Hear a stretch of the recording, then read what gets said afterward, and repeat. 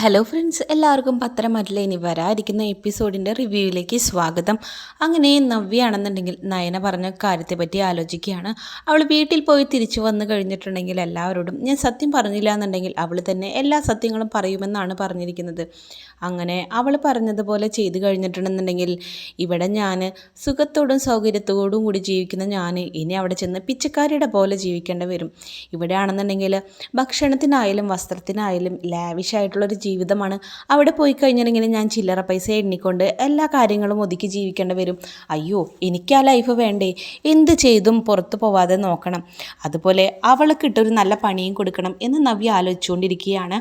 ആ സമയമാണ് അവിടേക്ക് ദേവയാനി ഫോണുമായിട്ട് ഇങ്ങനെ സംസാരിച്ചുകൊണ്ട് പോകുന്നത് നവ്യ ശ്രദ്ധിക്കുന്നത്. ആ സമയം നവ്യയ്ക്ക് ഒരു ബുദ്ധി ഓർമ്മ വരികയാണ്. പോവാൻ സമയമായപ്പോൾ നയന പറയുന്നുണ്ടായിരുന്നു വീട്ടിലേക്ക് 1,00,000 രൂപയുമായിട്ടാണ് പോകുന്നത് എന്നുള്ളൊരു കാര്യം. അപ്പോൾ ആ ഒരു ബുദ്ധി ഉപയോഗിച്ചിട്ട് ഇവൾക്കെതിരെ തന്നെ ഇവിടെ പണി കൊടുക്കാമെന്ന് നവ്യ മനസ്സിലാലോചിക്കുന്നുണ്ട്. അങ്ങനെ അവൾ അവളുടെ ഫോൺ എടുത്തിട്ട് വീട്ടിലേക്ക് വിളിക്കുന്നു എന്നൊരു വ്യാജേന വെറുതെ ചുവട്ടിൽ ഫോൺ വെച്ചുകൊണ്ടിരിക്കുകയാണ്. എന്നിട്ട് പറയുന്നുണ്ട്, അമ്മേ പറയാമേ, എന്നാലും നിങ്ങളിത് ചെയ്തത് ഒരിക്കലും ശരിയായില്ല എന്ന് പറഞ്ഞുകൊണ്ട് നവ്യ സംസാരിക്കുകയാണ്. അപ്പോൾ ദേവയാനി ഇതെല്ലാം ശ്രദ്ധിക്കുന്നുണ്ട്. എന്നിട്ട് പറയുന്നുണ്ട്, അമ്മയുടെ 2 മക്കൾ ഇവിടേക്ക് കല്യാണം കഴിച്ചതൊക്കെ സത്യം തന്നെ, അതിന് എപ്പോഴും അവിടുത്തെ ബുദ്ധിമുട്ടുകൾ പറഞ്ഞിട്ട് എന്നെ എന്തിനു വിളിച്ചുകൊണ്ടിരിക്കുന്നത്? അമ്മയോട് ഞാൻ പറഞ്ഞതല്ലേ എന്നോട് പറഞ്ഞിട്ട് ഒരു കാര്യമില്ലയെന്ന്. അമ്മ പിന്നെ എന്തിനാണ് നയനയോട് ഈ കാര്യം പറയാനായിട്ട് പോയത്? അത് വേണ്ടായിരുന്നു അമ്മയെന്ന് പറയാണ്. എന്ത്? അവൾ ആദർശിനോട് പറഞ്ഞിട്ട് പൈസയുമായിട്ട് അങ്ങോട്ട് വന്നെന്നോ? എന്തിനാ അമ്മ ഇപ്പോൾ അവളോടത് പറയാനായിട്ട് പോയത്? ഇതിപ്പോൾ ഇവിടെ വല്ലവരും അറിഞ്ഞു കഴിഞ്ഞാൽ ഇനി അത് മതി ഒരു പ്രശ്നം ഉണ്ടാവാനായിട്ട്. ഇവിടെയുള്ളവർ പാവങ്ങളായതുകൊണ്ട് ഞങ്ങൾ എന്ത് തെറ്റ് ചെയ്താലും അവർ ക്ഷമിക്കും എന്ന് വെച്ചിട്ട് ഇവിടെ നിന്നൊക്കെ പൈസ വാങ്ങിച്ചിട്ട് അവൾ കൊണ്ടുവരാനായിട്ട് വളരെയധികം മോശമുള്ളൊരു കാര്യമല്ലേ.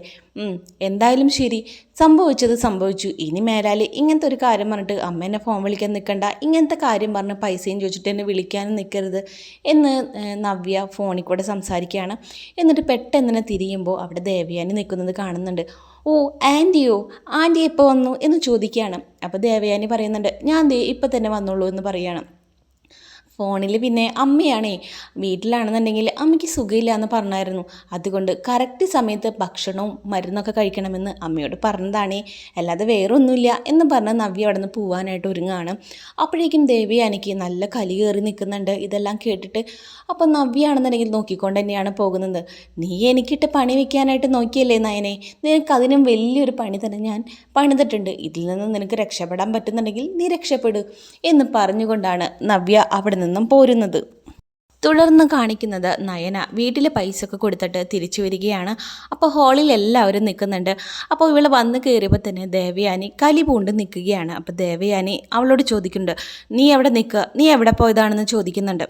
അപ്പോൾ പറയുകയാണ്, ഞാൻ എൻ്റെ വീട്ടിലേക്ക് പോയതാണെന്ന്. അപ്പോൾ ദേവയാനി ചോദിക്കുന്നുണ്ട്, അല്ല നീ എന്നോട് ചോദിച്ചായിരുന്നോ വീട്ടിൽ പോകുന്നതെന്ന്? അപ്പോൾ അവിടെയുള്ള എല്ലാവരും ചോദിക്കുന്നുണ്ട്, എന്താ ദേവയാനി ഇങ്ങനെ ചൂടായിട്ട് അവളോട് സംസാരിക്കുന്നത് എന്ന്. അപ്പം മുത്തശ്ശിയും ചോദിക്കുന്നുണ്ട്, എന്തിനാ മോളെ ഇങ്ങനെ ദേഷ്യപ്പെടുന്നതെന്ന്. അപ്പോൾ ദേവയാനി പറയുന്നുണ്ട്, നിക്ക് ഞാൻ പറയാമെന്ന് പറയാണ്. അപ്പോൾ ജാനകി ചോദിക്കുന്നുണ്ട്, എന്തിനാ എടുത്ത് ഇവളെടുത്ത് ഇങ്ങനെ ദേഷ്യപ്പെടുന്നത്? നയനമോൾ എന്ത് ചെയ്തു ഇനിങ്ങനെ ദേഷ്യപ്പെടാനായിട്ട് എന്ന് പറയുകയാണ്.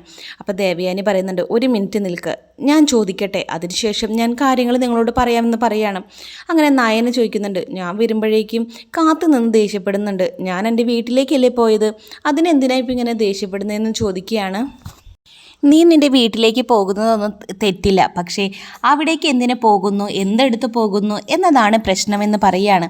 അപ്പോൾ ദേവയാനിയുടെ ഭർത്താവ് ചോദിക്കുന്നുണ്ട്, നീ എന്താ ഇങ്ങനെ സംസാരിക്കുന്നത്, എന്താണ് കാര്യമെന്ന് പറഞ്ഞാലല്ലേ അറിയുള്ളൂ എന്ന് ചോദിക്കുകയാണ്. അപ്പോൾ ദേവയാനി പറയുന്നുണ്ട്, പറയാം, ഇവൾ ഇവിടെ നിന്ന് ക്യാഷ് എടുത്തുകൊണ്ട് പോയിട്ട് അവളുടെ വീട്ടിൽ കൊണ്ടുപോയി കൊടുത്തിട്ട് വരുന്ന വരവാന്ന് പറയാണ്. അപ്പോൾ ഇതൊക്കെ കേട്ടിട്ട് നവിക്ക് വളരെയധികം സന്തോഷമാവുന്നുണ്ട്. അവൾ പണി കൊടുക്കുമെന്ന് വിചാരിച്ചിട്ട് അവൾ തിരിച്ചു പണി കൊടുത്തതിൻ്റെ സന്തോഷത്തിലാണ് നവ്യ. അപ്പോൾ ദേവയാനി പറയുന്നുണ്ട്, എൻ്റെ മോനെ പറഞ്ഞ് മയക്കിയിട്ട് അവൾ പൈസ വാങ്ങിച്ചിട്ട് അവളുടെ വീട്ടിൽ കൊണ്ടുപോയോ ഇല്ലയോ എന്നാണ് ഞാൻ ചോദിച്ചിട്ട്, അത് നീ പറയുന്നുണ്ട്. അപ്പോൾ നയന അതിന് മറുപടിയായിട്ട് പറയുന്നുണ്ട്, അത് എന്ന് പറഞ്ഞ് അവൾ നീട്ടുകയാണ്.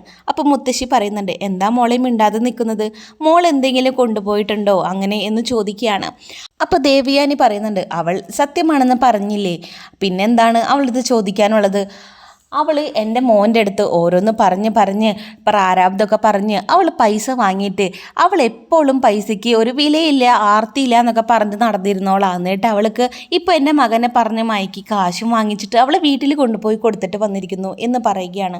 അപ്പം നയന പറയുന്നുണ്ട്, അമ്മേ എന്താണ് സംഭവിച്ചതെന്നറിയാതെ ഇങ്ങനെ സംസാരിക്കരുത് എന്ന് നയന പറയുകയാണ്. അപ്പോൾ ദേവയാനി പറയുന്നുണ്ട്, നീ ഒന്നും പറയണ്ടടി, എനിക്കെല്ലാം അറിയാമെന്ന് പറയുന്നുണ്ട്.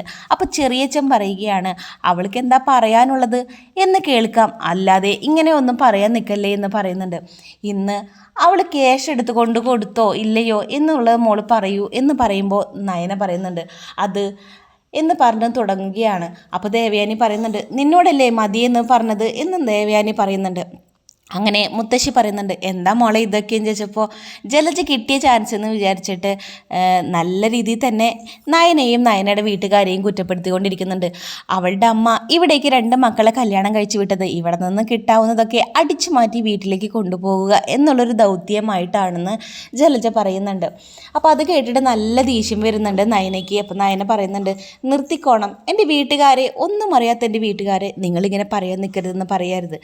അപ്പോൾ പറയുന്നുണ്ട്, ഇന്ന് ഈ വീട്ടിൽ നിന്ന് കാശ് കൊണ്ട് പോയി കൊടുത്തോ എന്ന് നീ തന്നെയല്ലേ സമ്മതിച്ചത്, പിന്നെന്താ ഞാൻ ഈ പറഞ്ഞതിൽ തെറ്റെന്ന് പറയുന്നുണ്ട്. നീ ഇവിടുന്ന് കൊണ്ടുപോയതൊക്കെ അവിടെ കൊണ്ടുപോയപ്പോൾ അവരത് വാങ്ങിച്ചല്ലോ, സമ്മതിക്കണം, നാണമില്ലാത്ത കൂട്ടങ്ങൾ എന്ന് ജലജ പറയുകയാണ്. അത് കേട്ട് നയനയ്ക്ക് ദേഷ്യം എന്നിട്ട് പറയുന്നുണ്ട്, ഞാൻ പറയുന്നത് കേൾക്കാൻ പറ്റുന്നില്ല, പിന്നെ എന്തിനാണ് എൻ്റെ വീട്ടുകാരെ മാറി മാറി കുറ്റം പറഞ്ഞുകൊണ്ടിരിക്കുന്നതെന്ന് ചോദിക്കുന്നുണ്ട്. എൻ്റെ വീട്ടുകാർ പൈസ മേടിച്ചില്ല, ഞാൻ നിർബന്ധിച്ചത് കൊണ്ട്, ഞാൻ കൊടുത്തത് കൊണ്ട് മാത്രമാണ് അവരത് മേടിച്ചതെന്ന് പറയുന്നുണ്ട്. അപ്പോൾ ജലജ പറയുന്നുണ്ട്, അപ്പോഴും അവർ വാങ്ങിയില്ലേ, മോശം മോശം എന്ന് പറയുകയാണ്. അപ്പോൾ നയന പറയുന്നുണ്ട്, ഒരു പെണ്ണിനെ കല്യാണം കഴിച്ച് വിട്ട് കഴിഞ്ഞാൽ അവളെ മൊത്തത്തിൽ നിങ്ങളെ വീട്ടിലേക്ക് തന്നു എന്നല്ല, അവളുടെ വീട്ടിൽ എന്തെങ്കിലും പ്രശ്നമുണ്ടെങ്കിൽ അവൾക്കും അതിൽ ദുഃഖമുണ്ടാവും, അവരുടെ വീട്ടുകാർക്ക് എന്തെങ്കിലും കാര്യത്തിന് ആവശ്യമുണ്ടെങ്കിൽ അവർ അവിടെ വന്ന് നിൽക്കണം, ആൺകുട്ടികളെ പോലെ തന്നെ എന്നും കൂടി പറയുന്നുണ്ട്. എൻ്റെ വീട്ടിൽ എന്തെങ്കിലും ഒരു പ്രശ്നം വന്നിട്ടുണ്ടെങ്കിൽ എനിക്ക് എൻ്റെ ചേച്ചിയെ പോലെ മാറി നിന്ന് ചിന്തിക്കാനൊന്നും എന്നെ കൊണ്ട് കഴിയില്ല എന്നുള്ളൊരു കാര്യം നയന പറയുകയാണ്. ഒരു പ്രധാന കാര്യം നിങ്ങളോട് പറയട്ടെ, ആ പണം നിങ്ങൾ പറഞ്ഞതുപോലെ ഇവിടെ നിന്ന് എടുത്തുകൊണ്ട് പോയത് തന്നെയാണ്.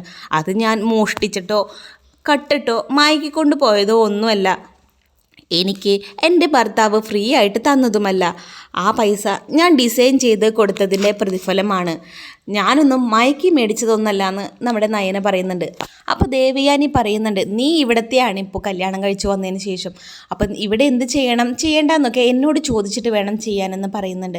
അപ്പം നമ്മുടെ നയന പറയുന്നുണ്ട്, ഞാൻ അനുവാദം ചോദിച്ച് തന്നെയാണ് ഇവിടെ നിന്ന് പോയതെന്ന്. അപ്പോൾ ദേവയാനി ചോദിക്കുന്നുണ്ട്, നീ എന്നോട് ചോദിച്ചോ എന്ന് ചോദിച്ചപ്പോൾ എന്തിനമ്മയോട് ചോദിക്കണം, എൻ്റെ ഭർത്താവിൻ്റെ അനുമതി ചോദിച്ചതിന് ശേഷമാണ് ഞാൻ ഇവിടെ നിന്ന് പോയത് എന്ന് പറയുകയാണ്. അപ്പോൾ ദേവയാനി പറയുന്നുണ്ട്, ഓ നിൻ്റെ വീട്ടിലെ സിമ്പതികളൊക്കെ പറഞ്ഞ് എൻ്റെ മോനെ മയക്കിയിട്ടാണ് നീ ഇവിടെ നിന്ന് പോയിട്ടുണ്ടാവുക എന്ന് പറയുകയാണ്.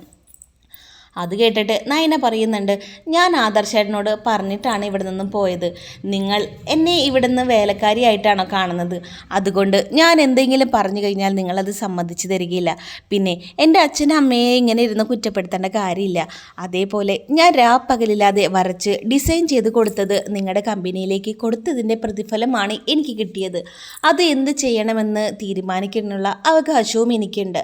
അപ്പം മുത്തശ്ശി പറയുന്നുണ്ട്, അതല്ല മോള് പോകുമ്പോൾ മൂത്തവരോടൊന്ന് അനുവാദം ചോദിച്ചിട്ട് വേണ്ടേ പോവാനായിട്ട് എന്ന് പറയുകയാണ്. അപ്പോൾ പറയുകയാണ്, ഞാൻ എങ്ങാനും ചോദിച്ചു കഴിഞ്ഞാൽ അമ്മ പോവാനായിട്ട് സമ്മതിക്കില്ല എന്നറിയാം, ഞാനത് ആദർശേട്ടനോട് ചോദിച്ചിട്ട് ഞാൻ പോയതാണെന്നും കൂടി പറയുകയാണ്.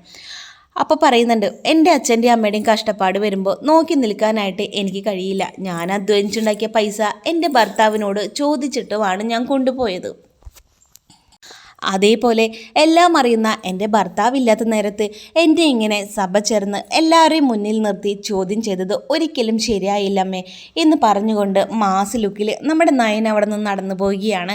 അപ്പോൾ ദേവയാനിക്ക് ഒന്നും തന്നെ പറയാനായിട്ട് പറ്റുന്നില്ല, കാരണം എല്ലാം ആദർശിനറിയാം, ആദർശിനോട് ചോദിച്ചിട്ടാണ് ചെയ്തത്, അതുകൊണ്ട് ആർക്കും നയനേനെ കുറ്റപ്പെടുത്താനായിട്ട് സാധിക്കുന്നില്ല.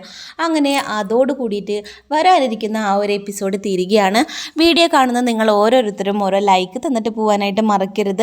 വീഡിയോ ഇഷ്ടപ്പെട്ടാൽ നമ്മുടെ ചാനൽ സബ്സ്ക്രൈബ് ചെയ്ത് നമ്മളെ സപ്പോർട്ട് ചെയ്യാനായിട്ട് മറക്കരുത്. അപ്പോൾ ഏറ്റവും പുതിയ എപ്പിസോഡിൻ്റെ റിവ്യൂ ആയിട്ട് ഞാൻ നിങ്ങളുടെ മുമ്പിലേക്ക് എത്താം. അതുവരേക്കും ബായ്.